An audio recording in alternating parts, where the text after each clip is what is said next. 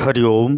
ओम आनंद ma'am, Om Shanti ma'am, ओम ज्ञान ma'am, आप सभी दर्शकों का हमारे चैनल पर स्वागत है। आज हम लोग बीएड थर्ड सेमेस्टर के अंतर्गत समावेशी अभ्यास का सृजन में कौशल के विभिन्न स्वरूपों को हम लोग देखेंगे। यानी समावेशी कक्षा में सभी प्रकार के बालकों को ध्यान में रखते हुए हमें किन कौशलों को विशेष रूप से विशेष बालकों के पढ़ाने में प्रयोग करते हुए करना चाहिए। उन कौशलों को ध्यान में रखते हुए हम कौशलों का विकास किस प्रकार करेंगे ताकि सामान्य कक्षा में विशेष प्रकार का बालक भी अध्ययन कर सके, उसका हम लोग अध्ययन करेंगे। तो यहाँ पर जो है समावेशी अभ्यास का सृजन में जो कौशल है, और कौशल में आज 3 प्रकार के जो है बालकों के विषय में कौशल की चर्चा होगी, जिन कौशलों के माध्यम से हम उनके लिए विशेष रवैया अपना करके सामान्य कक्षा में ही समावेशी गतिविधियों को बढ़ावा देंगे। पहला है इसमें श्रवण एवं वाचन बाधित बालक। श्रवण सामान्यतः अगर जिस बालक को पूरी तरह सुनाई नहीं देता है, जन्म से ही वह मूक बधिर बालक हो जाता है, यानी बोल भी नहीं पाएगा और सुन भी नहीं पाता है। लेकिन अगर जन्म के बाद से अगर कोई समस्या के कारण से उसको बाद में कम सुनाई देने लगता है, या चोट लगने से या किन्हीं अन्य कारणों से, तो वो आंशिक रूप से उसको क्या कहते हैं, श्रवण बाधित बालक कहते हैं। तो फिलहाल में हम लोग ये देखते हैं कि समावेशी कक्षा के अंतर्गत अगर श्रवण और वाचन बाधित बालक है, यानी उसको सुनाई भी नहीं देता और बोल भी नहीं पाता, तो ऐसे बालक को पढ़ाने के लिए सामान्यतः 2 तरीके होते हैं, मौखिक और अमौखिक। मौखिक तो वो सुन नहीं पाता है, तो इसमें ज़्यादातर हम लोग किसका उपयोग करते हैं, अमौखिक, यानी जो बोलना नहीं है, संकेतों के माध्यम से उसको पढ़ाया जाता है। इन संकेतों के माध्यम से उसको क्या किया जाता है, पढ़ाया जाता है। उसको हम लोग एक प्रकार से कह सकते हैं एक साइन लैंग्वेज। साइन लैंग्वेज का मतलब एक संकेतों का प्रयोग करते हुए अपने विचारों का आदान प्रदान किया जाता है। तो जैसे मूक बधिर बालक है या जो गूंगा बालक है, उसके लिए हम लोग क्या करते हैं, अमौखिक भाषा का ज़्यादा प्रयोग करके उसे पढ़ाने का प्रयास करते हैं।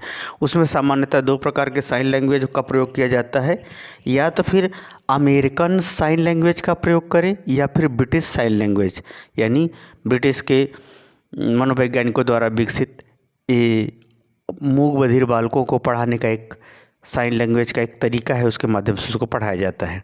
यानी या अमेरिकन साइन लैंग्वेज का प्रयोग करें या फिर ब्रिटिश साइन लैंग्वेज का हम प्रयोग करें। तो सामान्यतः अगर ये देखा जाए तो जो पूरी तरह से मूक बधिर बालक है, उसके लिए इस अमौखिक के अंतर्गत इसका प्रयोग किया जाता है। यदि साइन लैंग्वेज का आप प्रयोग नहीं कर रहे हैं तो इसके लिए दूसरा प्रारूप बताया जाता है कि आप ओठ और चेहरे का इस प्रकार से संचालन करें या इस प्रकार से हाव भाव प्रस्तुत करें कि उन ओठ और चेहरे के संकेतों को वह निगाहों के माध्यम से समझने लगे।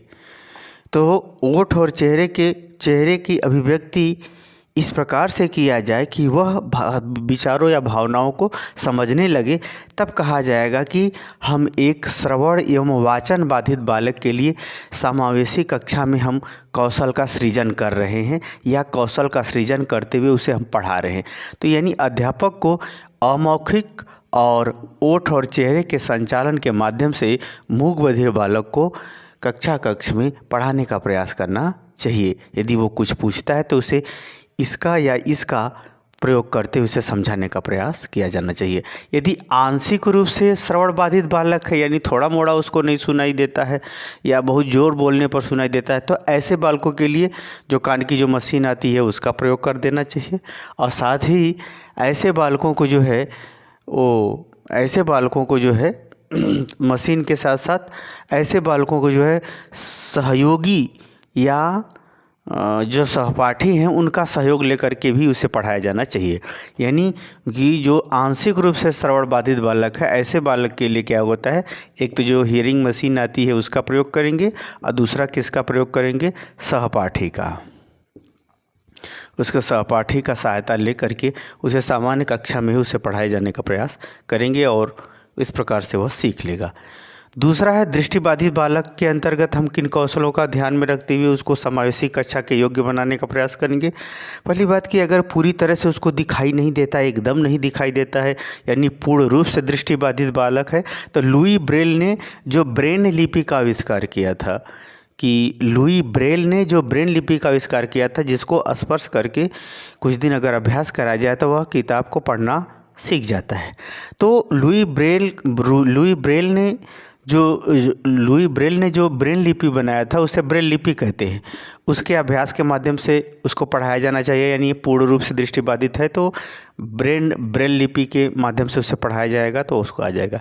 यदि आंशिक रूप से यानी थोड़ा मोड़ा उसको दिक्कत है, तो जैसे थोड़ा मोड़ा अगर उसको दिक्कत है तो इलाज के माध्यम से, चिकित्सा के माध्यम से उसे सुधारने का प्रयास करते हुए उसे पढ़ाए जाने का प्रयास किया जाना चाहिए। साथ ही अगर उसका रेटिना खराब है, ऑपरेशन के माध्यम से उसे ऑपरेशन का निर्देश देते हुए जो है समावेशी कक्षा के योग्य बनाने के संबंधी सुझाव देना चाहिए। अगर उसको कम पढ़ने में थोड़ी दिक्कत होती है, लिखने में दिक्कत होती है, तो चश्मा का भी प्रयोग करके हम जो है उसे समावेशी कक्षा में पढ़ने के योग्य बनाने का प्रयास करते हैं। यदि थोड़ी ज़्यादा आँख खराब है तो लेंस का भी हम लोग प्रयोग करके उसे पढ़ने में मदद करते हैं ताकि वो सामान्य कक्षा में पढ़ सके। और इसके संग संग अगर इन सब गतिविधियों में अगर थोड़ा मोड़ा आंशिक बाधा है देखने में, तो बड़े छपाई वाली पुस्तक का भी प्रयोग करके उसे हम पढ़ाए जाने का प्रयास करते हैं। साथ ही अगर प्रतिस्थापन का तात्पर्य है कि जो आंखें होती है, आंखें लगाई जाती है दूसरे लोगों की जो नेत्रदान किए रहते हैं, इसके माध्यम से भी हम उसके दृष्टिबाधिता को थोड़ा कम करके या दूर करके हम उसे सामान्य कक्षा में या समावेशी कक्षा के योग्य पढ़ने के योग्य बनाते हैं। अगर उसको थोड़ा सा कम दिखाई देता है तो तेज प्रकाश जहाँ पढ़ना लिखाना हो उसे तेज प्रकाश के माध्यम से पढ़ाए जाने का भी प्रयास किया जाएगा। वहाँ तेज प्रकाश रहेगा तो उसको दिखाई देगा। तो यानी कहने का मतलब इन समस्त गतिविधियों के माध्यम से हम जो दृष्टिबाधित बालक है उसको जो है समावेशी कक्षा में पढ़ने के योग्य बनाते हैं, क्योंकि हमारी टॉपिक ही यही है, समावेशी अभ्यास का सृजन करते हुए बालकों में अध्ययन कराना, बालकों को अध्ययन के योग्य बनाना। तो अध्यापक क्या करता है, इन विभिन्न कौशलों का प्रयोग करते हुए उस बालक को समावेशी कक्षा के अनुरूप अधिगम में सहायता प्रदान करता है। अगर चलने में कोई बालक को अगर बाधा है, चलने फिरने में अगर कोई बालक को कोई बाधा है, तो अध्यापक किन कौशलों का प्रयोग करता है या किन कौशलों का प्रयोग करते हुए उसे समावेशी कक्षा के योग्य बनाने का प्रयास करता है। पहला है वो सर्जरी का तात्पर्य है कि अगर किसी अंग में विशेष कोई समस्या है या कोई विशेष दुर्घटना ग्रसित हो गया है, तो ऐसे अवस्था में उसे सर्जरी के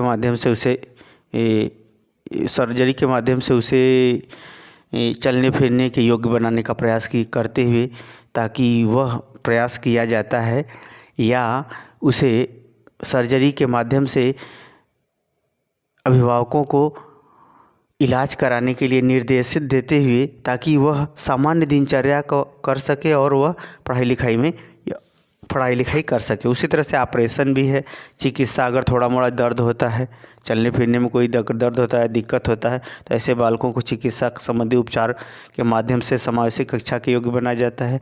अगर उसे ज़्यादा शरीर में जकड़न है या अंग में कोई ज़्यादा कष्ट होता है, तो अभ्यास के माध्यम से भी उसे जो है समावेशी कक्षा के योग्य बना, क्योंकि ऐसे बालक जब कक्ष में पहुँचेगा तब न आप समावेशी कक्षा के अंतर्गत सबको पढ़ाएंगे। तो ये सब जितनी कौशल की बात की जा रही है, अध्यापक निर्देशन भी देता है, नहीं तो चिकित्सा का काम उसको या तो स्वयं करना होगा या तो चिकित्सक करेगा। परंतु अध्यापक के कौशल का यहाँ तात्पर्य है कि अध्यापक इन सबसे संबंधित निर्देश देता है, ताकि ऐसे बालक पहले विद्यालय में आए, क्लास में आए, तब तो पढ़ाए। तो कहने का मतलब ये सब निर्देशन है एक प्रकार का। ये जो कौशल है यहाँ पर ज़्यादातर निर्देशन है। अभ्यास भी, एक्सरसाइज कौन करेगा, बालक को ही करना होगा, ताकि उसके अंग स्वस्थ हो जाए, सही हो जाए, ताकि उसको चलने संबंधी जो अयोग्यता है वो दूर हो या कम हो, ताकि वह सामान्य कक्षा में आके बैठ सके, पढ़ा जा सके। उसी तरह से जैसे खपचारी होता है, या खपचारी बांध देना या स्टील की जो राड डाल देना, ताकि ऐसे बालक जो है चल सकें, या बिल्कुल नहीं चल पा रहे हैं तो चल सकें, या तो फिर बहुत सारे आते हैं जूते आते हैं, उसको पहना करके उसको चलने फिरने के योग्य बनाया जाता है, ताकि वो कक्ष में पहुँचे और उसको सामान्य बालकों के संग उसको पढ़ाया जा सके। यानी कहने का मतलब ये जितनी भी बताए हैं हम आपको, एक प्रकार से अध्यापक क्या करता है, इसमें निर्देशन करता है। और ये निर्देशन करने का ही उसका अपना एक कौशल है, अपना एक ढंग है और अपना एक प्रारूप है, जिसके माध्यम से बालक को क्या किया जाता है, सामान्य समावेशी कक्षा के अंतर्गत उसे सामान्य पाठ्यक्रम को पढ़ने के योग्य बनाया जाता है या पढ़ने के लिए तैयार किया जाता है।